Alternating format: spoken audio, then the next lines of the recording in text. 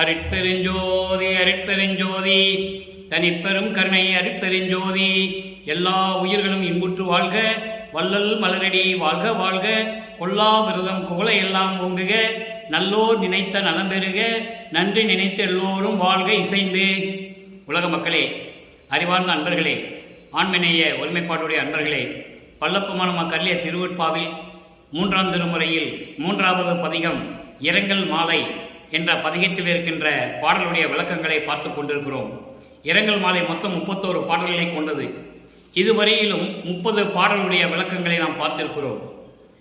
நமது இறைவன் வல்லற்பமான் அவர்கள் இந்த மண்ணுலைக்கு வருவிக்க உற்று சமயங்களும் மதங்களும் மார்க்கங்களும் சூழ்ந்திருந்த காலகட்டங்களில் எப்படியெல்லாம் இறைவனை நினைத்து வருந்தினார் என்பதையும், இறைவனை ஆட்கொண்ட பிறகு 9வது ஆண்டில் வல்லப்பமானவர்கள் இந்த மண்ணுலைக்கு வருவிக்க உற்று 9வது ஆண்டில் இறைவன் ஆட்கொண்ட பிறகு அவருடைய மறைப்பு நிலை நீங்கி இறைவன் யார் என்று தெரிந்த பிறகு இறைவனை பார்ப்பதற்காக திருவெற்றியூருக்கு செல்லுகிறார்.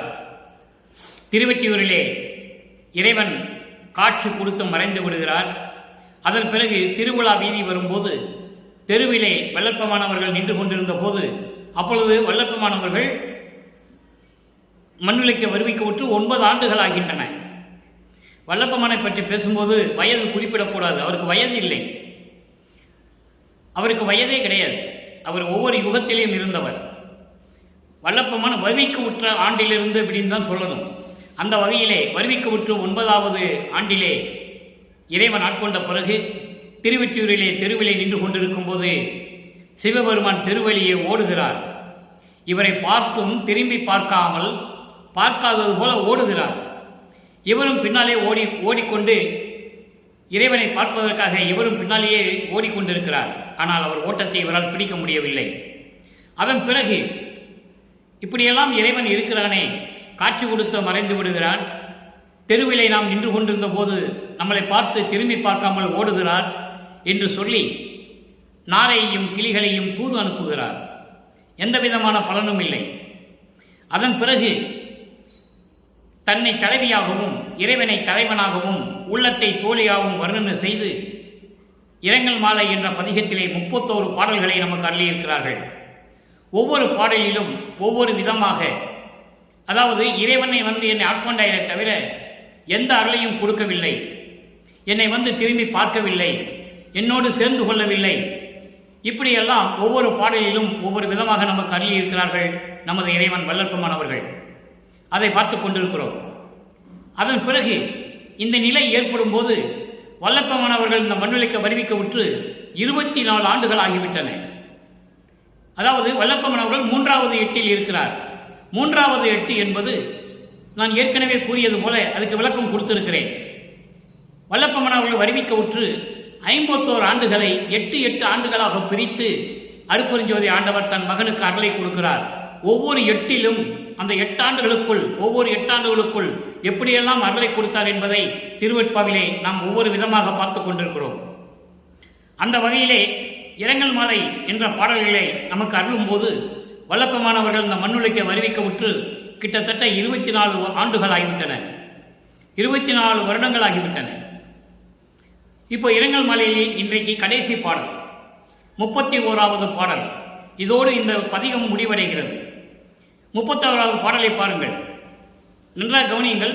சமயங்களும் மதங்களும் மார்க்கங்களும் சூழ்ந்திருந்த காலகட்டங்களில் வல்லப்பமானவர்கள் எப்படியெல்லாம் இறைவனை வேண்டுகிறார் என்பதையும், இறைவனுடைய நிலையையும், அவர் எந்த நிலையில் இருக்கின்றார் என்ற நிலையையும் ஒவ்வொரு பாடலிலும் ஒவ்வொரு விதமாக நமக்கு அருளியிருக்கிறார்கள். அதை பார்த்து கொண்டிருக்கிறோம். பாடலை அருளியிருக்கிறார்கள் என்பது உலக மக்களுக்கு தெரிவிக்கிறார். ஒவ்வொரு காலகட்டத்திலும் நான் இறைவனால் வருவிக்க உற்று ஒவ்வொரு காலகட்டத்திலும் எப்படியெல்லாம் இறைவன் எனக்கு அருளை கொடுத்தார் என்பதை 6 திருமுறைகளிலும் வல்லப்பமான் தெளிவாக அருளியிருக்கிறார்கள். அதை தான் பார்த்து கொண்டிருக்கிறோம். இந்த பாடலினுடைய விளக்கத்தை பார்த்த பிறகு சமயங்களும் மதங்களும் மார்க்கங்களும் இல்லாத தனி மார்க்கமான இறைவனுடைய மார்க்கமான சமரச சுத்த சன்மார்க்கத்தை பெற்ற பிறகு இறைவனுடைய நிலையையும் இவர் எப்படியெல்லாம் அருளை பெற்றுக்கொண்டார் என்பதையும் ஒவ்வொரு பதிகத்தில் இருக்கின்ற விளக்கங்களை நாம் பார்க்க போகிறோம்.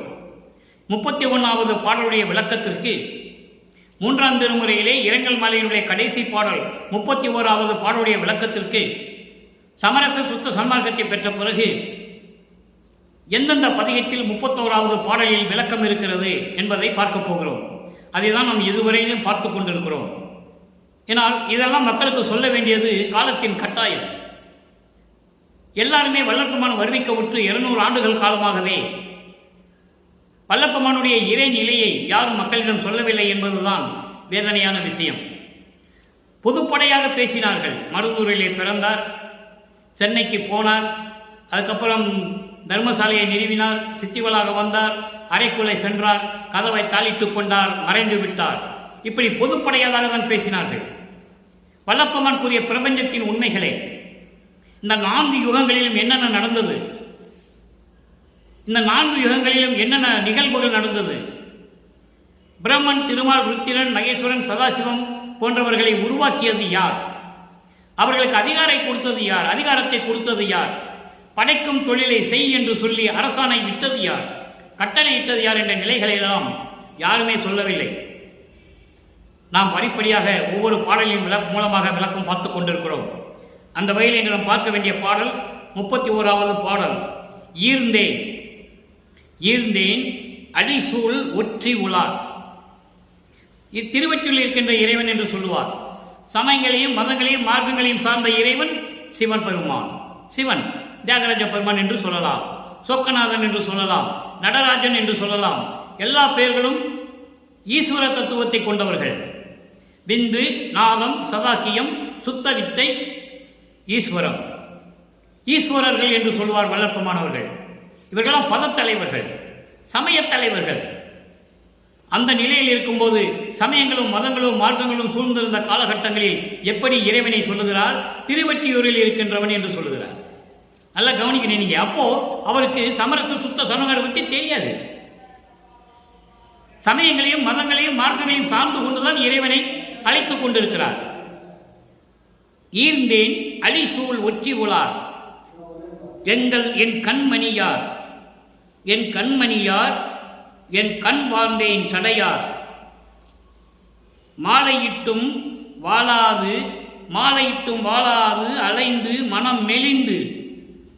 மாலையிட்டும் வாழாது அலைந்து மனம் மெலிந்து சோர்ந்தேன். பதைத்து துயர்கடலை சூழ்ந்தேன், இன்னும் துடிக்கின்றேன். நல்லா கவனிக்கணும் நீங்க. உலக மக்களுக்கு எப்படி சொல்றாரு பாருங்க தன்னுடைய நிலையை. கூர்ந்தேன் குழாய் என்னடி, என் குறையை எவருக்கு கூறுவேனே. தன்னை தலைவியாகவும் இறைவனை கணவனாகவும் வர்ணனை செய்து அவருடைய நிலையை உள்ளத்திடம் சொல்லுகிறார். உள்ளத்தை தோழியாக வர்ணனை செய்து சொல்லுகிறார்.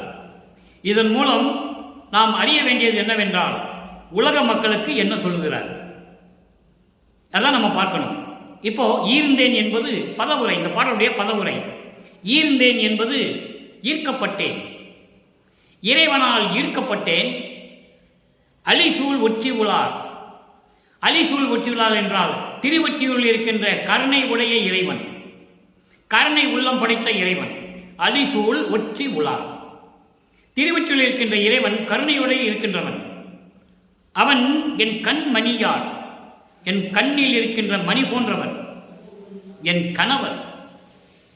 வாழ்ந்தேன் சடையார், மாலையிட்டும் வாழாது அலைந்து மனம் மெலிந்து சோர்ந்தேன். என்னை இறைவன் ஆட்கொண்டானே தவிர தன்னை பெண்ணாக உருவகப்படுத்தியதால், இறைவனை கணவனாக உருவகப்படுத்தியதால் மாலையிட்டார் என்று சொல்லுகிறார். மாலையிட்டார் என்பது என்னை ஆட்கொண்டார். என்னை ஆட்கொண்டும் வாழாது அலைந்து, நான் நல்ல வாழ்வு அடையாமல் தெரிந்து கொண்டு சோர்ந்தேன், மனம் மெலிந்து சோர்ந்தேன். மனம் உளைச்சல், மனதில் நிம்மதி இல்லாமல் நான் அலைந்து கொண்டு சோர்ந்து போய்விட்டேன். ஆக இறைவன் ஆட்கொண்டானே தவிர எனக்கு எந்த அருளையும் கொடுக்கவில்லை. இதனால் மனம் உழைந்து சோர்வடைந்து விட்டேன். பதைத்து துயர்கடலை சூழ்ந்தேன். எந்நேரமும் பதட்டமாகவே இருந்தேன். துன்பக் கடலில் சேர்ந்தேன். கடல் எப்படி இருக்குமோ அவ்வளவு துன்பங்களை நான் அடைந்து விட்டேன், துயரங்களை அடைந்து விட்டேன். துயர்கடலை கடந்தேன், துயர்கடலை சூழ்ந்தேன். இன்னும் துடிக்கின்றேன், இன்னும் துன்பத்திலே துயரத்திலும் சிக்கிக்கொண்டு துடித்துக் கொண்டிருக்கிறேன், துன்பப்பட்டுக் கொண்டிருக்கிறேன். அழகான கூந்தலுடைய என் தோழியே, இந்த குறையை நான் எவருக்கு கூறுவேனே, இந்த குறையை நான் யாரிடம் சொல்லுவேன் என்று சொல்லுகிறார். இப்ப இந்த பாடலுடைய விளக்கம் பாருங்க, கோர்வையாக சொல்லுகிறேன். கருணை உடைய இறைவன் திருவொற்றியூரில் இருக்கின்ற இறைவனால் நான் ஈர்க்கப்பட்டேன். அவர் என் கண்ணின் மணி போன்றவர், என் கண்ணில் இருக்கின்ற கரும் மணி போன்றவர். அவர் என் கணவர், அவர் என் கணவர். அதாவது அழகான சடையை உடையவர், சடைமுடி உடையவர், வார் தேன் சடையார். அழகான பின்னிய சடைமுடியை கொண்டவர் இறைவனை வர்ணிக்கிறார். சடைமுடி கொண்டவர், திருவொற்றியூரில் இருக்கின்றவர், இப்படியெல்லாம் வர்ணிக்கிறார். சுத்த சன்மார்க்கத்தை பெற்ற பிறகு அருப்பெருஞ்சோதியை சொல்லும்போது அருப்பெருஞ்சோதி மட்டும்தான் சொல்லுவார், ஜோதி வடிவில் இருக்கின்றவர். இப்ப இந்த பாடலை பார்க்கிறோம் பாருங்க. வார்த்தையின் சடையார், அழகான பின்னிய சடையை உடையவர் என்னை மாலையிட்டாரை தவிர, இவரை ஒரு பெண்ணாக உருவப்படுத்தி இறைவனை கணவனாக சொல்லுகிறார். அதனால் மாலையிட்டார் என்று சொல்லுகிறார். என்னை மாலையிட்டாரை தவிர என்னுடன் வந்து சேர்ந்து வாழாமல், என்னுடன் சேர்ந்து இருக்காமல், அலைந்து மனம் மெலிந்து, நான் தெரு தெருவாக அலைந்து மனம் மெலிந்து சோர்ந்து போய்விட்டேன். அதோடு மட்டுமா, என் உடம்பு பதைத்துக் கொண்டிருக்கிறது. துன்பக்கடலில், புயற்கடலில் நான் சிக்கிக்கொண்டேன். இன்னும் தவிக்கின்றேன், இன்னும் துடிக்கிறேன், இன்னும் தவிக்கின்றேன். இறைவனை பார்க்க முடியவில்லை, வந்து மாலையிட்டான், அருளை கொடுக்கவில்லை, எதுவுமே பேசவில்லை, என்னோடு சேர்ந்து வாழவில்லை. நான் இன்னும் வருந்திக் கொண்டிருக்கிறேன், துடித்துக் கொண்டிருக்கிறேன். அழகான கூந்தலுடைய என் தோழியே, இந்த குறையை நான் எவரிடம் போய் சொல்லுவேன் என்று சொல்லி இந்த பாடலை நாம் கருளியிருக்கிறார்கள். இதனால் உலக மக்கள் தெரியப்படுத்துவது, இறைவன் நமது வல்லற்பெருமான் தெரியப்படுத்துவது என்னவென்றால், உலக மக்களுக்கு தெரிவிக்கிறார், உலக மக்களே, இறைவனால் இந்த மண்ணுக்கு நான் வருவிக்க உற்று 9வது ஆண்டிலே இறைவன் என்னை ஆட்கொண்ட பிறகு என்னை வந்து திரும்பி பார்க்கவில்லை. நானும் தெருவிலே நின்று கொண்டு பார்த்து விட்டேன். என்னை பார்த்து பார்க்காதது போல் தெருவழியாக ஓடுகிறார் சிவபெருமான். நான் என்ன செய்வேன்? என்னை வந்து ஆட்கொண்டார். ஆட்கொண்டது மட்டுமல்லாமல் என்னோடு கலந்து கொள்ளவும் இல்லை, என்னோடு பேசவும் இல்லை, என்னோடு கலந்து கொள்ளவும் இல்லை. மனம் மெலிந்து மன உளைச்சலுடன் நான் சோர்ந்து போய்விட்டேன். அதோடு மட்டுமல்ல, உடம்பு பதைத்துக் கொண்டிருக்கிறது. கடல் போன்ற துன்பத்தில், துன்பக்கடலில், துயரக்கடலில் மூழ்கி கொண்டிருக்கிறேன். இன்னும் துடித்துக் கொண்டிருக்கிறேன். இறைவன் வந்து என்னை ஆட்கொண்டானை தவிர அருளை கொடுக்கவில்லை என்று சொல்லி உலக மக்களுக்கு சொல்லுகிறார்.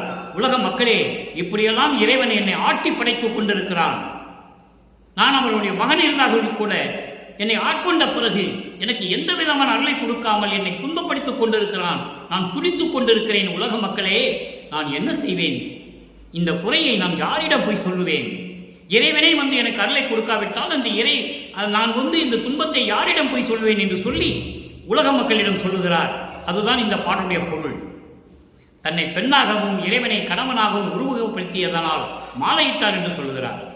மாலையிட்டார் என்பது என்னை ஆட்கொண்டார், அதன் பிறகு எந்த அருளையும் கொடுக்கவில்லை என்பதை உலக மக்களுக்கு தெரிவிக்கிறார். ஏனென்றால் சமயங்களும் மதங்களும் மார்க்கங்களும் சூழ்ந்த நிலையில் நமது இறைவன் வெள்ளப்பமானவர்கள் எந்த அருளையும் இறைவனிடந்து பெறவில்லை என்பதுதான் உண்மையான விஷயம் என்பதை இந்த பாடல் மூலம் நாம் தெரிந்து கொண்டோம். இதன் பிறகு இறைவன் வந்து சமரச சுத்த சன்மார்க்கத்தை கொடுத்த பிறகு 6ஆம் திருமுறையிலே இந்த 31வது பாடலுடைய விளக்கம் எப்படி இருக்கிறது, எப்படியெல்லாம் அருளை பெற்றுக் கொண்டார், படிப்படியாக பார்க்க போகிறோம். நன்றாக கவனியுங்கள்.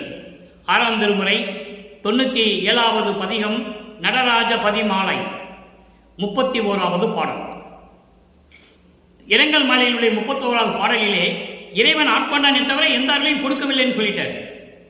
அப்போ இறைவனை எப்படி அருளை பெற்றுக் கொண்டார் என்பதை நடராஜ பதிமாலையிலே 31வது பாடலிலே நமக்கு அருளி இருக்கிறார்கள் நமது இறைவன் வல்லப்பமானவர்கள். அன்பர்களே, நான் ஏற்கனவே கூறியது போல நடராஜ பதிமாலை என்பது நடராஜனை பற்றி சொல்லுவது அல்ல, அருட்பெருஞ்சோதி ஆண்டவரை பற்றி சொல்லுவது. நடராஜன் சமயங்களையும் மதங்களையும் மார்க்கங்களையும் சார்ந்தவன். அதனால்தான் நடராஜ பதி என்று சொன்னார். அருப்பெருஞ்சோதியை நடராஜ பதி என்று சொல்லுவார். அந்த நடராஜ பதி மாலையிலே 31வது பாடலுடைய விளக்கம் பாருங்க. காயெல்லாம் கனியென கனிவிக்கும், காயெல்லாம் கனியென கனிவிக்கும் ஒரு பெருங்கருணை அமுதே, எனக்குள் கண்கண்ட தெய்வமே, களிகண்ட அற்புத காட்சியே, கனகமலையே. ஒவ்வொரு 2 வரிக்கு நான் பொருள் சொல்றேன், அதான் உங்களுக்கு நல்லா புரியும். காயெல்லாம் கனியென கனிவிக்கும். உலகியல் விளக்கம் என்பது காய்களை எல்லாம் பழுக்க வைத்த கனி போன்று என்று சொல்லுவார்கள். அது விளக்கம் அல்ல. இது சுத்த சன்மார்க்கத்தின் விளக்கம். எப்படி என்றால், காயெல்லாம் கனி என கனிவிக்கும். 2 விளக்கங்கள் இருக்கின்றன. துன்பங்களையும் துயரங்களை எல்லாம் நீக்கி பேரின்பத்தை கொடுக்கக்கூடிய ஒரு பெருங்கருணை அமுதே என்றும் சொல்லலாம். அடுத்து, சமயங்களையும் மதங்களையும் மார்க்கங்களையும் விட்டுவிட்டு அந்த நெறிகளிலே சொல்லப்பட்ட சங்கற்ப விகற்பங்களை எல்லாம் நீக்கி எனக்கு சுத்த சன்மார்க்கத்தை கொடுத்த பெருங்கருணை அமுதே என்றும் சொல்லலாம். இதுதான் பொருத்தமாக இருக்கும். காயெல்லாம் கனிவிக்கும், காயெல்லாம் கனி என கனிவிக்கும் ஒரு பெரும் கருணை அமுதே. சமயங்களிலும் மதங்களிலும் மார்க்கங்களிலும் அந்த நெறிகளில் கூறப்பட்ட நெறிகளை எல்லாம் விட்டுவிட்டு நீக்கிவிட்டு சமரச சுத்த சன்மார்க்கத்தை கொடுத்த ஒரு பெரும் கருணை அமுதே, எனக்கு கண்கண்ட தெய்வமே, கலிகண்ட அற்புத காட்சியே. கலியுகத்திலே கடைசி திருவிளையாடல் இறைவன் செய்தது. கலிகண்ட என்பது கலியுகத்திலே, கிரேத யுகம், திரேத யுகம், துவார யுகம், கலியுகம், 4 யுகங்களிலுமே இறைவன் எவ்வளவோ திருவிளையாடல் செய்திருக்கிறான் அருப்பெருஞ்சோதி ஆண்டவர். ஆனால் கலியுகத்திலே என்னுடைய கடைசி திருவிளையாடல் தன் மகனை ஒரு தாயின் வழியாக வருவிக்க செய்தது. சமயங்களிலும் மதங்களிலும் மார்க்கங்களிலும் மக்கள் சிக்கிக்கொண்டு துன்பப்பட்டுக் கொண்டிருக்கிறார்கள், துயரப்பட்டுக் கொண்டிருக்கிறார்கள். அவர்களை எல்லாம் சமரச சுத்த சன்மார்க்கத்தில் சேர்த்து அவர்களுக்கெல்லாம் இன்பத்தை கொடுக்க வேண்டும், நல்ல வாழ்வை கொடுக்க வேண்டும், மரணமில்லா பெருவாழ்வை கொடுக்க வேண்டும் என்று எண்ணிதான் தன் மகனை வருவிக்க செய்தார் என்பதை இங்கே சொல்லுகிறார். கலிகண்ட அற்புத காட்சியே. அப்படிதான் நான் இந்த மண்ணுக்கு வருவிக்க உற்றேன். நான் கண்ட இந்த கலியுகத்திலே நான் கண்ட அற்புத காட்சியே, அருப்பெருஞ்சோதியே என்று சொல்லுகிறார். கனகமலையே. கனகமலை என்பது பொன்மலை. பொன்மலை என்பது பொற்சபையும் கூட சொல்லலாம். தாயெல்லாம் அணைய என் தந்தையே, தாய் உள்ளம் கொண்ட என் தந்தையே, ஒரு தனித்தலைவனே. தனித்தலைவன் என்பது சமரச சுத்த சன்மார்க்கத்தின் தனித்தலைவன் அருப்பெருஞ்சோதி. தனித்தலைவன். மற்றவர்களும் அப்படி அல்ல. சமயத் தலைவர்கள், மத தலைவர்கள், மார்க்கங்களின் தலைவர்கள். ஈஸ்வர தத்துவத்தை கொண்ட சிவபெருமான், தேவராஜ பெருமான், சொக்கநாதன், லிங்கேஸ்வரன், நீங்க எது வேணா எடுத்துக்கங்க, நடராஜன், இவர்களெல்லாம் ஈஸ்வர தத்துவத்தை கொண்டவர்கள், சமயத் தலைவர்கள். மத தலைவர்கள் புத்தன் முதல் எல்லாருமே, புத்தன், மகாவீர், இவர்களெல்லாம் மத தலைவர்கள். ஜீசஸ், இயேசு, முகமது நபிகள், இவங்கெல்லாம் மத தலைவர்கள். மார்க்கங்களின் தலைவர்கள் தசா மார்க்கம் திருநாவுக்கரசர், சர்புத்திர மார்க்கம் ஞானசம்பந்தர், சுந்தரன் சக மார்க்கத்தை சேர்ந்தவன், பாதவூரான் என்ற மாணிக்க வாசகர் சமய மார்க்கத்தை சேர்ந்தவர்கள். இவர்களும் மார்க்கங்களை சேர்ந்தவர்கள். ஆனால் தனி தலைவன் என்பது சமரச சுத்த சன்மார்க்கத்தை சேர்ந்த அருப்பெருஞ்சோதி ஆண்டவர். அதனால்தான் தனி தலைவன் என்று சொல்லுகிறார். அதை நீங்கள் புரிந்து கொள்ள வேண்டும். தனி தலைவனே, நின் பெருமையை சாற்றிட நினைத்திட, உன் பெருமையை சொல்லுவதற்கும் நினைப்பதற்கும் மதித்திடுவதற்கும் தெரிந்து கொள்வதற்கும் சாருகின்றதோறும் அந்தோ வாயெல்லாம் தித்திக்கும், சொல்ல சொல்ல வாய் மணக்கும் என்று சொல்லுகிறார். சொல்ல சொல்ல உன்னுடைய பெருமையையும் உன்னுடைய அருளையையும் சொல்ல சொல்ல நினைக்கும் போது வாய் தித்திக்கும், மனமெல்லாம் தித்திக்கும், மதியெல்லாம் தித்திக்கும், அறிவில் அற்புதமாக விளங்கும். என் மன்னிய மெய் அறிவெல்லாம் தித்திக்கும். என்னோடு நிலை பெற்றக்கூடிய மெஞ்ஞான அறிவு. அறிவு என்று பாருங்க எப்படி சொல்ற, மெய் அறிவு. மெய்யறிவு என்பது மெஞ்ஞான அறிவு. ஞான அறிவு வேறு, மெஞ்ஞான அறிவு என்பது வேறு. ஞான அறிவு சமயங்களையும் மதங்களையும் மார்க்கங்களையும் பெற்றிருந்தவர்கள் இறைவனை போற்றி பாடி இறைவனுடைய அருள் ஒளியால் சிறிதளவு அருளை பெற்றுக் கொண்டவர்கள். தெளிவாக வளர்ப்புமான் சொல்கிறார் நமது இறைவன். அருள் ஒளியால் சிறிதளவு அருளை பெற்றுக்கொண்டு இந்த வையகத்துக்கும் மாநகத்துக்கும் மனம் போனபடி திரிந்தவர்கள். அது ஞான அறிவு பெற்றவர்கள். வல்லப்பமானவர்கள் மெஞ்ஞான அறிவு பெற்றவர். மெஞ்ஞானம் அறிவு என்பது முக்காலத்தையும் உணர்ந்தவன், இறைநிலையில் இருக்கின்றவர். அப்படி இருக்கின்றவர் அருட்பெருஞ்சோதி ஆண்டவரும் அவருடைய மகன் வளர்ப்பமானவர் தான், வேறு யாருமே இல்லை இந்த பிரபஞ்சத்தில். மெய்யறிவாம் தித்திக்கும் எண்ணில் அதில் வருவோம் இன்பம் என் புகழுவேன். இப்படியெல்லாம் சொல்லும்போது எனக்கு வருகின்ற இன்பம் இருக்கிறதே, அதை பற்றி நான் எப்படி சொல்லுவேன்? பேர் ஆனந்தமாக இருக்கின்றேன். அதோடு மட்டுமல்ல, அடுத்து பாருங்க, தூயெல்லாம் பெற்ற நிலை மேல் அருள் சுகம் எல்லாம் தூண்டிட விளங்கும் சுடரே. தூயெல்லாம் பெற்ற நிலை.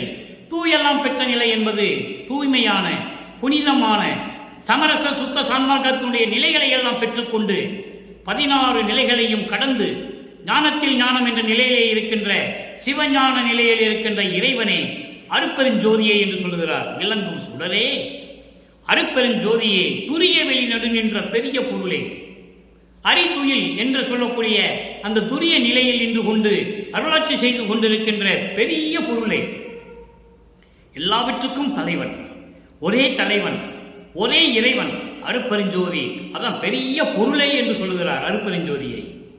பெரிய பொருளே, அருள்ஜோதி நடராஜ குருவே. அருள்ஜோதி நடராஜ குருவே அருட்பெருஞ்சோதியை சொல்லுகிறார். ஆக சமரச சுத்த சன்மார்க்கத்தை பெற்ற பிறகு தான் பெற்ற நிலையையும் இறைவனுடைய நிலையையும் தெளிவாக கூறியிருக்கிறார்கள் வளர்ப்பமானவர்கள். அடுத்து இரண்டாவது நிலை, அதாவது 3ஆம் திருமுறையிலே பார்த்த பாடலில் வருகின்ற 2ஆம் நிலை, மாலையிட்டும் வாழாது அலைந்து மனம் மெலிந்து சோர்ந்தேன் என்று சொல்லுகிறார். அதுக்கு ஒரு விளக்கம் 6ஆம் திருமுறையிலே 106வது பதிகம் சுத்த சிவநிலை. நல்லா கவனிக்கணும், சுத்த சிவநிலை என்பது சுத்த சன்மார்க்க நிலை. சுத்த சன்மார்க்க நிலை அங்கேயும் 31வது பாடல். 3ஆம் திருமுறையில் இருக்கின்ற 31வது பாடலுக்கு, இரங்கல் மாலையில் இருக்கின்ற 31வது பாடலுக்கு, சுத்த சிவநிலையிலே 31வது பாடலிலே ஒரு விளக்கம். நல்லா கவனிக்கணும். என்னை என் கூட சேராம, என்னை ஆட்கொண்டு கூட எந்த அருளையும் கொடுக்காம என்னை விட்டு ஓடி ஓடி சென்றதால் மனம் மெலிந்து விட்டேன், மன உளைச்சலில் இருக்கின்றேன், மனம் நொந்து விட்டேன் என்று சொல்லுவார். ஆனால் சமரச சுத்த சன்மார்க்கத்தை பெற்ற பிறகு அவருடைய தந்தை அருட்பெருஞ்சோதி ஆண்டவர் மகனுக்கு எப்படியெல்லாம் கொடுக்கிறார் என்பதை, அருளை கொடுக்கிறார் என்பதை நீங்கள் பாருங்கள். சாகாத கல்வி தரம் வேண்டும், சாகாத கல்வி தரம் வேண்டும், என்றும் வேகாத கால் உணர்தல் வேண்டும், உடன் சாகா தலையறிதல் வேண்டும், தனி அருளால் உண்மை நிலை அடைதல் வேண்டும். இந்த மண்ணுலகத்தின் நிலத்து என்று சொல்லுகிறார். நிலத்து என்றால் இந்த மண்ணுலகத்தில். தந்தையே, உன்னாலே இந்த மண்ணுலக்கு நான் ஒரு தாயின் வழியாக வருவைக்கு உற்று 9 ஆண்டுகள் வரையிலும் நான் பட்ட கஷ்டங்கள், துயரங்கள், துன்பங்கள், அதன் பிறகு என்னை ஆட்கொண்ட பிறகு நீ எந்த விதமான அருளையும் எனக்கு கொடுக்கவில்லை, இப்படியெல்லாம் மன உளைச்சலில் இருந்து கொண்டிருக்கிறேன் என்று சொல்லும் பொழுது இறைவனிடம் சுத்த சன்மார்க்கத்தை பெற்ற பிறகு எப்படி சொல்ற பாருங்க. சாகாத கல்வி தரம் வேண்டும். ஏம சித்தி சாகா கல்வி, தத்துவங்களை நிகரம் செய்தல், அதன் பிறகுதான் கடவுள் நிலை அறிந்த அம்மையமாதல். அப்போ சாகா கல்வி ரொம்ப முக்கியம். சாகா கல்வி எனக்கு வேண்டும். என்றும் வேகாவா கால் தரம் அறிதல் வேண்டும், உணர்தல் வேண்டும். வேகா கால் என்பது பிரணவ தேகம், போகா புனல் என்பது சுத்த தேகம், ஞான தேகம் சாகாத்தலை. சாகாத்தலை என்பது ஞான தேகம். இந்த எல்லா தேகத்தையும் தனி அருளால் உண்மை நிலை அடைதல் வேண்டும், தனி அருளால் உண்மை நிலை அடைதல் வேண்டும். இந்த மண்ணுலகிலே விரைவில் எனக்கு அருள்வாயாக. ஆக தான் இறைவனிடம் எந்த அருளை பெறப்போகிறார் என்பதை உலக மக்களுக்கு தெளிவாக தெரிவிக்கிறார். உலக மக்களே, இறைவன் என்னை ஆட்கொண்ட பிறகு நான் சமயங்களிலும் மதங்களிலும் மார்க்கங்களிலும் இருந்து கொண்டிருந்த பொழுது எனக்கு எந்த அருளையும் கொடுக்கவில்லை. மகனே, இன்னைக்கு இனிமேல் இதெல்லாம் உனக்கு தேவையில்லை என்று என் தந்தை உணர்த்திய பிறகு நான் அதையெல்லாம் விட்டுவிட்டு சமரச சுத்த சன்மார்க்கத்தை பெற்ற பிறகு இப்படியெல்லாம் நான் அருளை பெற்றுக்கொண்டேன் என்று உலக மக்களுக்கு தெரிவிக்கிறார். அடுத்து ஒரு விளக்கம் பாருங்க. 110 தனி திரு அலங்கல் 31வது பாடல். இரங்கல் மாலையுடைய 31வது பாடலுக்கு ஒரு விளக்கம் 6ஆம் திருமுறையிலே 110வது பதிகம் தனி திரு அலங்கல் என்ற பதிகத்திலே 31வது பாடல். தனி திரு அலங்கல் என்பது இறைவனை பற்றி பாடி இறைவனுடைய அருளை பற்றி சொல்லுவது. ஒப்பற்ற இறைவனுடைய அருளை பற்றி பாடுவது பாமாலை, சொல் மாலை, அதான் அலங்கல் என்று சொல்லுகிறார். கண்ணெல்லாம் நிரம்ப பேரொளி காட்டி, கண்ணெல்லாம் நிரம்ப பேரொளி காட்டி, கருணை மாமலை பொழி முகிலே. எப்படி சொல்ற பாருங்க, எனக்கு அருப்பெருஞ்சோதியை காட்டி கண்குளிர நான் வியக்கின்ற அளவுக்கு, நான் பேரின்பமாக இருக்கின்ற அளவிற்கு அருப்பெருஞ்சோதியை காட்டி, கருணை மாமொழியும் முகிலே. முகில் என்பது மேகங்கள். மேகங்கள் எப்படி கருமை நீரை அடைந்து மழை பொழியுமோ அதுபோல அருப்பெருஞ்சோதியை காட்டி எனக்கு கருணை மழை பொழியும் இறைவனே, அருப்பெருஞ்சோதியே, கருணை மழை பொழியும் இறைவனே, அருப்பெருஞ்சோதியே, பின்னெல்லாம் நிறைந்த விளக்கமே. மின் எல்லாம் நிறைந்த விளக்கம், இயற்கை உண்மையின் விளக்கம். இயற்கை உண்மையின் விளக்கம் என்னவென்றால், பிரபஞ்சத்தை தோற்றுவித்து சுயமாக தோன்றி ஆதியும் அந்தமில்லாமல் அருப்பெருஞ்சோதியாக தோன்றி இந்த பிரபஞ்சம் முழுவதும் பரிபூரணமாக ஒளி வீசிக் கொண்டிருக்கின்ற இறைவனே, இயற்கை உண்மையின் விளக்கமாக இருக்கக்கூடிய அருப்பெருஞ்சோதியை என்று சொல்லுகிறார். அதுதான் விண் எல்லாம் நிறைந்த விளக்கமே. எவ்வளவு அற்புதமா சொல்றார் பாருங்க. அப்படி இருக்கின்ற அருப்பெருஞ்சோதியே, என் உள் மேவிய மெய்மையே, என் உள் மேவிய மெய்மையே, என் உள்ளத்திலே கலந்து கொண்டு என் உள்ளத்திலே பொருந்தி இருக்கின்ற அருப்பெருஞ்சோதியே. மெய்மை என்பது அருப்பெருஞ்சோதி, இயற்கை உண்மை விளக்க கடவுள் அருப்பெருஞ்சோதியே. மன்றுள் எல்லாம் கடந்தே இலங்கிய பதியே. சத்தியஞான சுவைகள் இருந்து கொண்டு எல்லா அருளையும் பெற்றுக்கொண்டு எல்லா அருளும் வல்லமைத்தோடும் இருந்து கொண்டிருக்கின்ற, விளங்கிக் கொண்டிருக்கின்ற எவற்றையெல்லாம் கடந்து எல்லாம் கடந்தே, எல்லாம் கடந்த எல்லா நிலைகளையும் கடந்து எல்லா அருள் வல்லமைகளையும் பெற்றுக்கொண்டு விளங்கிக் கொண்டிருக்கின்ற அருப்பெருஞ்சோதியே, அதான் பதி என்று சொல்லுகிறார். அருப்பெருஞ்சோதியே, இன்று இன்று இன்று என்றால் இப்பொழுது, இந்நாள் அதாவது மண்ணுலைக்கு வருவிக்க உற்று இந்த நாள், சமரச சுத்த சன்மார்க்கத்தை பெற்ற நாள், அதான் இன்று என்று சொல்லுகிறார். இன்று நீ ஏழையின் மனத்து புண்ணெல்லாம் தவிர்த்து, இந்த ஏழையின் மனத்து என்பது உன் மகனுடைய, ஏழையன் என்பது இங்கு மகன் என்று சொல்லுகிறார். உன்னுடைய மகனுடைய மனத்தில் இருக்கின்ற புண் எல்லாம் தவிர்த்து, புண் என்பது உலகியல் விளக்கம் துன்பங்களும் துயரங்களும் இடர்களும் என்று சொல்லுவார்கள்.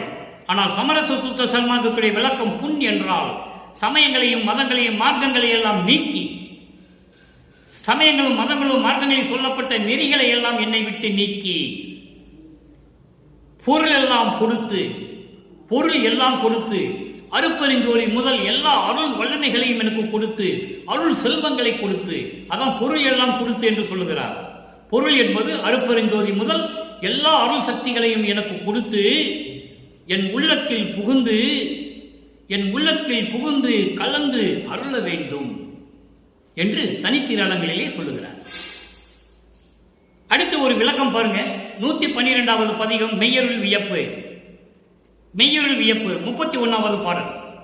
எப்படியெல்லாம் இந்த சமயங்களிலும் மதங்களிலும் மார்க்கங்களில் கூறப்பட்ட நெறிகளை விட்டுவிட்டு சமரச சுத்த சன்மார்க்கத்தில் இருக்கின்ற தெளிவு என்றால் அந்த அறிவை, மெய்யறிவை எப்படி கொடுத்தார் மகனுக்கு என்பதை இங்கே தெளிவாக கூறுகிறார். அதை மெய்யருள் வியப்பு. இறைவனுடைய உண்மையான அருளை பார்த்து வியப்பது, ஆச்சரியப்படுவது, வியக்கத்தக்கது. மெய்யருள் வியப்பிலே 31வது பாடல். அண்ட பரப்பின் திறங்கள் அனைத்தும் அறிய வேண்டியே. நல்ல கவனிக்கும் நண்பர்களே, வல்லப்பெருமான் அவர்களை சாதாரண மனிதனாக பிறந்தார் என்றும் அதன் பிறகு பாடி இறைவனுடைய அருளை பெற்றுக்கொண்டார் என்றுதான் சொல்லுவார்கள். அப்படி அல்ல. அவர் அண்டங்களிலும் எல்லாற்றையும் கடந்து சிவஞான வெளியில் இருந்தவர். அருப்பெருஞ்சோதி ஆண்டவர் சமரச சுத்த சன்மார்க்கத்தை மக்களிடம் பரப்புவதற்காகவே தன் மகனை கொண்டு வந்தவர், வருவிக்க செய்தவர். அதை நீங்கள் புரிந்து கொள்ள வேண்டும். அப்படி அண்ட பரப்புகள், அண்ட பரப்பின் திறங்கள் அனைத்தும் அறிய வேண்டியே, எல்லா அண்டங்களை பற்றி தெரிய வேண்டும் என்பதற்காக ஆசைப்பட்டது அறிந்து தெரித்தாய். நான் எப்படியெல்லாம் ஆசைப்பட்டேனோ, அண்டங்கள் எவ்வளவு இருக்கிறதோ, உலகங்கள் எவ்வளவு இருக்கிறதோ, அவற்றுடைய பிரபஞ்சத்தின் உண்மைகளை எல்லாம் தெரிய வேண்டும் என்று நான் எப்படி ஆசைப்பட்டேனோ அப்படி எனக்கு தெரிவித்தாய். எவ்வளவு அற்புதமான விளக்கம் பாருங்க. இந்த பிரபஞ்சத்தில் எத்தனையோ கோடி முனிவர்கள் ரிஷிகளாம் தோன்றினார்கள். எவனும் எந்த முனிவனும் ரிஷியும் சொன்னதில்லை. எத்தனையோ முனிவர்கள், ரிஷிகள், மகான்கள் எத்தனையோ பேர் தோன்றினார்கள். யாருமே சொன்னதில்லை வல்லப்பமன் ஒருவருக்கு தான் அந்த தகுதி உண்டு என்றால் அவர் இறைநிலையில் இருந்தவர், கடவுள் நிலையில் இருந்தவர். அவர் அதான் சொல்லுகிறார், நான் அண்ட பரப்பினுடைய திறங்கள் என்னென்ன இருக்கிறதோ நான் எப்படி ஆசைப்பட்டேனோ அப்படியெல்லாம் எனக்கு தெரிவித்தாய். அறிவை தூண்டியே என்பது மெஞ்ஞான அறிவு. எனக்கு மெஞ்ஞான அறிவை கொடுத்து முக்காலத்தையும் உணர செய்து எல்லாவற்றையும் கொடுத்து எனக்கு ஆசைப்பட்டது போல எனக்கு தெரிவித்தாய். பிண்டத்து உயிர்கள் பொருந்தும் வகையும் பிண்டம் தன்னையே பிரியும் வகையும் பிரியா வகையும் தெரிவித்தாய். அற்புதமா சொல்ற பாருங்க. அண்டங்களை சொல்லிட்டாரு, அடுத்து பிண்டங்களுக்கு வர்றாரு. பிண்டங்கள் என்பது உயிரினங்கள் வாழக்கூடிய உடம்பு. அதை 4 வகையாக சொல்லுகிறார். ஊர்வன, பரப்பன, உருவன, நடப்பன. ஊர்ந்து செல்லக்கூடிய பிராணிகள், பறந்து செல்லக்கூடிய உயிரினங்கள், நடந்து செல்லக்கூடிய உயிரினங்கள், தாவரங்கள். இப்படி ஒவ்வொரு பிண்ட வகையையும் எப்படியெல்லாம் இருக்க வேண்டும், எந்தெந்த உயிர்கள் அங்கே போய் புகுந்து கொள்ள வேண்டும், பிரியும் வகை, பிரியா வகை, எப்படி இப்படி 2 வகையாக பிரித்து எனக்கு நீ தெரிவித்தாய். ஆக அண்டங்களையும் சொல்லிவிட்டால், பிண்டங்களையும் சொல்லிவிட்டார். பிண்டங்கள் என்பது உயிரினங்களினுடைய உடம்பு, உயிரினங்கள் தங்கியிருக்கக்கூடிய உடம்பு. மனிதர்கள், விலங்குகள், பறவைகள் எல்லாமே அதை சேர்ந்துடும். தாவரங்களையும் உள்ள நீங்க சேர்த்துக்கலாம். அதான் 4 வகையாக சொல்லுகிறார். பிண்ட வகைகள் 4 என்று சொல்லுவார். ஊர்வன, பரப்பன, உருவன, நடப்பன. இப்படி 4 வகைகளிலேயும் பொருந்தும்படியான வகையையும் எனக்கு தெரிவித்தாய். பின்னையே என்றால் அனுபவம் மிக்க நிலையில் இருந்து கொண்டு எனக்கு தெரிவித்தாய். அதனால் சிவ அனுபவம் பெற்றுவிட்டேன் என்று சொல்லி இந்த பாடலை நமக்கு அருளியிருக்கிறார்கள் நமது இறைவன் வல்லப்பமன் அவர்கள். இறுதியாக ஒரே ஒரு பாடலுடைய விளக்கம், கண்டிப்பாக இந்த பாடலின் விளக்கம் மக்களுக்கு தெரிவிக்க வேண்டும். அனுபவ மாலை 147வது பதிகம் 31வது பாடல். 31வது பாடல் அனுபவ மாலை. ஐயர் இணை ஆளுடையார் அரும்பெருஞ்சோதியினார் அம்பலத்தை நடம்புரியும் ஆனந்த வடிவர்.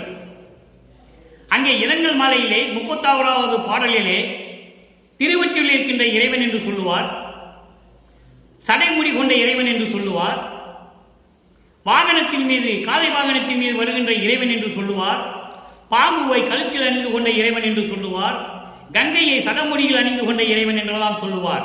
அது சமயங்களையும் மதங்களையும் மார்க்கங்களையும் சார்ந்த இருந்த இறைவன், பதத்தலைவன், சமயத்தலைவன். ஆனால் இங்கே அருட்பெருஞ்சோதி எப்படி சொல்றார் பாருங்க. ஐயர் என்பது அவர் இறைவன், பிரபஞ்சத்தினுடைய முதல் இறைவன், ஒரே இறைவன், அவன் தான் ஐயர். என்னை ஆளுடையார், என்னை ஆட்கொண்டவன். அருட்பெருஞ்சோதியினார், அருட்பெருஞ்சோதி கடவுள், அம்பலத்தை நடம்புரியும் ஆனந்த வடிவர். திருச்சிற்றம்பலத்திலே அருள் நடனம் செய்து கொண்டிருந்த பேரின்ப அழகான வடிவம் கொண்டவர். மெய்யர், இயற்கை உண்மையான கடவுள், என்னை மனம் புரிந்த தனி கணவர். இந்த பாடல் அனுபவ மாலை 100 பாடல்களை கொண்டது. ஏற்கனவே 100 பாடல்களுக்கு நான் விளக்கம் கொடுத்திருக்கிறேன். நீங்கள் நம்ம யூடியூப்ல போனால் 100 பாடலுக்கு விளக்கம் நீங்க பார்த்துக்கலாம். அது 1.5 வருஷத்துக்கு முன்னாடி நான் கொடுத்துட்டேன். இன்னைக்கு இந்த பாடலுக்கு தகுந்தபடி இந்த பாடல் இருப்பதால் அதுக்கும் விளக்கம் தருகிறேன். அப்படி என் தனி கணவர், என்னை மனம் புரிந்த தனி கணவர். அருட்பெருஞ்சோதி ஆண்டவர் என்னை மணந்து கொண்ட தனி கணவர் என்று சொல்லுகிறார். ஏனென்றால் இந்த பாடலிலே தன்னை தலைவியாகவும் இறைவனை கணவனாகவும் உள்ளத்தை தோழியாகவும் வர்ணனை செய்து உலக மக்களுக்கு சொல்லுகிறார். அப்போ தனி கணவர் என்பது என்னை ஆட்கொண்ட இறைவன், என்னை மட்டும் ஆட்கொண்ட இறைவன். அருட்பெருஞ்சோதி யாரையும் ஆட்கொள்ளவே இல்லை. ஈஸ்வர தத்துவத்தை சேர்ந்த ஈஸ்வரர்கள் ஆட்கொண்டிருக்கிறார்கள். சமயப்புறவர்களிலிருந்து யாராக இருந்தாலும் சரி, ஈஸ்வர தத்துவத்தை கொண்ட பதத்தலைவர்கள், சமய தலைவர்கள் ஆட்கொண்டிருக்கிறார்கள். வல்லப்பமனை தெளிவாக அதை கூறுகிறார். ஆனால் அருட்பெருஞ்சோதி ஆட்கொண்டது ஒரே ஒருத்தர் தான், அவர்தான் நமது இறைவன் வல்லப்பமானவர்கள். மகனை தந்தை ஆட்கொள்ளுகிறார், தந்தை மகனோடு கலந்து கொள்ளுகிறார், மகன் தந்தையோடு கலக்கவில்லை. நல்லா நீங்க புரிஞ்சுக்கணும். தந்தை வந்துதான், அருட்பெருஞ்சோதி வந்துதான் மகனோடு கலந்து கொள்ளுகிறார். அருட்பெருஞ்சோதி ஆக்குகிறார் மகனை. அதனால்தான் அருட்பெருஞ்சோதி தான் ஒரு கடவுள் என்று சொல்லுகிறார். ஏனென்றால் இவர் அருட்பெருஞ்சோதி ஆகிவிட்டார். அப்போ என்னை மனம் புரிந்த தனி கணவர், என்னை ஆட்கொண்ட ஒரே இறைவன், இந்த பிரபஞ்சத்திலேயே அருப்பஞ்சாண்டவர் ஆட்கொண்டது என்னை மட்டும்தான். அதனால சொல்லுகிறார் தனி கணவர் என்று சொல்லுகிறார். அப்போ அது தனி கடவுள் என்று அர்த்தம். துரிய வெளியில் நிலா மண்டபத்தை மேவி அமுதம் அளித்து, துரிய நிலைக்கு மேலே இருக்கின்ற நிலா மண்டபம். நிலா மண்டபம் என்பது சிவஞான வெளி. சிவஞான வெளி என்பது 16வது வெளி. 16வது வெளி என்பது ஞானத்தில் ஞானமான வெளி, கடவுள் நிலை அறிந்து அம்மையமாகின்ற வெளி. அதை தான் சொல்லுகிறார். நிலா மண்டபத்தை பொருந்தி எனக்கு அமுதம் அளித்து, சோறு கொடுக்கல, பால் கொடுக்கல, பழம் கொடுக்கல. சமயங்களிலும் மதங்களில் இருக்கின்ற கடவுளர்கள் என்று சொல்லப்படுகின்ற சமய தலைவர்களும் காரிய தலைவர்களும் தத்துவத்தினுடைய தலைவர்களும் அதிகார தலைவர்களும் உண்டதெல்லாம் அது வேறு. ஆனால் இவருக்கு அமுதம் அளித்து என் கையகத்தை ஒரு பசும்பொன் கங்கணமும் புனைந்தார். என் கையிலே அருள் வல்லமை படைத்த ஒரு பொருளை கொடுத்தார். கங்கணம் என்பது காப்பு என்று சொல்லுவார்கள். ஆனால் அப்படியும் கொடுத்தார். ஒரு அருள் கொடையை கொடுத்தார். அது எல்லா அருளையும் கொடுக்கக்கூடிய ஒரு சக்தி படைத்த கங்கணம். கங்கணம் என்பது காப்பு. அது கையிலே என் உள்ளங்கையிலே கொடுத்தார். நான் உள்ளங்கையிலே வைத்துக் கொண்டிருக்கிறேன் என்று சொல்லுகிறார். கங்கணத்தின் தரத்தை என்னால் கண்டு உரைக்க முடியுமோ? அதனுடைய செயல் எப்படி இருக்கும் என்று இறைவன் எனக்கு அறியப்படுத்தினால்தான் எனக்கு தெரியும். அவர் கொடுத்து விட்டால் நான் வைத்துக் கொண்டிருக்கிறேன். இனிமேல் அவருக்கு எனக்கு தெரிவிப்பார். எனக்கு அமுதம் கொடுத்திருக்கிறார். நிலா மண்டபத்திலே நான் இருந்து கொண்டிருக்கிறேன். ஞான வெளியிலே, சிவஞான வெளியிலே இருந்து கொண்டிருக்கிறேன். 16வது வெளியிலே இருந்து கொண்டிருக்கிறேன் என்று சொல்லி அந்த கங்கணத்தை எனக்கு கொடுத்தார். வையகமும் வானகமும் கொடுத்தாலும், இந்த மண்ணுலகத்தையும் விண்ணுலகத்தையும் கொடுத்தாலும் கூட அதுக்கு ஈடாகுமா? அதுக்கு மாற்று பொருளே கிடையாது. அப்படிப்பட்ட அருள் சக்தியை எனக்கு கொடுத்திருக்கிறார் என் தந்தை, எனது கணவர் என்று சொல்லுவார். தன்னை ஒரு பெண்ணாக உருவப்படுத்தியதனால் இறைவனை கணவன் என்று சொல்லுகிறார். ஆக இந்த பாடலின் மூலம் நமக்கு தெரியப்படுத்துவது என்னவென்றால், உலக மக்களே, என்னை ஆட்கொண்ட இறைவன், பிரபஞ்சத்தில் ஒரே இறைவன், அருட்பெருஞ்சோதி கடவுள், அவர் திருச்சிற்றம்பலத்திலே அருளண்டனம் செய்து கொண்டு அருளாட்சி செய்து கொண்டிருக்கின்ற ஆனந்த வடிவமான பேரழகிறவர். அவர் இயற்கை உண்மையினுடைய கடவுள், என்னை மனம் புரிந்தவர், என்னை ஆட்கொண்டு எல்லா அருளையும் கொடுத்தவர். துரிய வெளி மேலே நிலா மண்டபத்திலே 16 நிலையிலே எனக்கு அருள் அமுதத்தை கொடுத்து என் கையிலே ஒரு பசும் பொன் கங்கணம் ஒன்று கொடுத்தார். என் உள்ளங்கையிலே வைத்துக்கொள் என்று சொல்லி அதை நான் என் உள்ளங்கையிலே வைத்துக் கொண்டிருக்கிறேன். அதனுடைய அருள் திறத்தை நான் வெளியிலே சொல்ல முடியாது. அது எப்படிப்பட்ட அருள் என்பது இந்த வையகத்துக்கும் வானகத்துக்கும் இந்த மண்ணுலகமும் விண்ணுலகம் சேர்ந்து கொடுத்தால் கூட அதற்கு முடிய மதிப்புக்கு ஈடாகாது. மதிப்பற்றது, மிகவும் உயர்ந்தது. இந்த மண்ணுலகம் விண்ணமும் கொடுத்தா கூட, விண்ணுலகம் சேர்ந்து கொடுத்தா கூட அதற்கு ஈடாகாது, அதற்குரிய மதிப்புக்கு ஈடாகாது. உலக மக்களே, அப்படியெல்லாம் நான் அருளை பெற்றுக் கொண்டேன் என்று சொல்லி இந்த பாடலை நமக்கு அருளி இருக்கிறார்கள். எனவே அன்பர்களே, நமது இறைவன் வல்லற்பமானவர்கள் எப்படியெல்லாம் வருவிக்க விட்டார் என்பதையும், இறைவன் ஆட்கொள்ளாத வரையில் எப்படி சமயங்களையும் மதங்களையும் சார்ந்து கொண்டிருந்தார் என்பதையும், அதன் பிறகு சமரச சுத்த சன்மார்க்கத்தை கொடுத்த பிறகு இதெல்லாம் தேவையில்லை, இதெல்லாம் பொய், மக்களுக்கு இதெல்லாம் தேவைப்படாது, எந்த விதமான பலனும் இல்லை என்று சொல்லி சமரச சுத்த சன்மார்க்கமே சிறந்தது என்று சொல்லி உலக மக்களுக்கு தெரிவிக்கிறார். உலக மக்களே, எல்லாருமே சமரச சுத்த சன்மார்க்கத்துக்கு வாருங்கள். இறைவன் அந்த உண்மையை சொல்லிதான் இந்த மண்ணுலகை என்னை வருவிக்க செய்தார் என்பதை ஒவ்வொரு பாடலிலும் வல்லற்பமானவர்கள் தெளிவாக கூறியிருப்பார்கள். எனவே அன்பர்களே, அப்படி இருந்த நிலையில் சமயங்களும் மதங்களும் மார்க்கங்களும் சாராத ஒரு நிலை, தனிப்பட்ட ஒரு மார்க்கம், தனி சமரச சுத்த சன்மார்க்கம், எந்த விதமான சங்கற்ப விகற்பங்கள் இல்லாத மார்க்கம், இறை வழிபாடு, தனி வழிபாடு, அருட்பெருஞ்சோதி, தனிப்பெருங்கருணை அருட்பெருஞ்சோதி, ஒரே மகாமந்திரம் தான். எனவே அப்படி நிலையில் இருந்து கொண்டு இறைவனை வணங்கி சைவ நெறியில் இருந்து கொண்டு மாமிச வகைகளை உண்ணாமல் சைவ உணவுகளையே மேற்கொண்டு கொலையும் புலையும் தவிர்த்து என்று சொல்லுவார். கொல்லா விரதம் தன்னை கொல்லாரை காணில் ஒரு புல் என எண்ணி புறமொழிகை என்று சொல்லுவார்.